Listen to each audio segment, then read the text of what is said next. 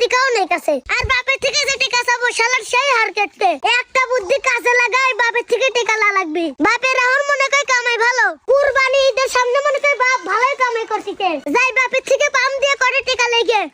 শালা কুরবানি ঈদের সামনে এত বড় একটা আইরি গরু বেশি দিলাম, 1000 টাকা দেওয়া উচিত ছিল, দিল 500 টাকা, তাও আবার বিকাশে।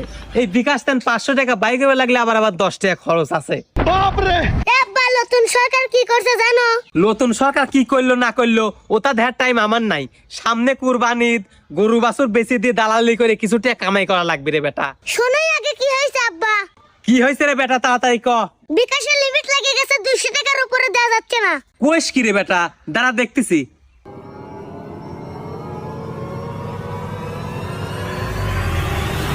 কি রে, তোর নাম্বারে গেলই তো 500 টাকা।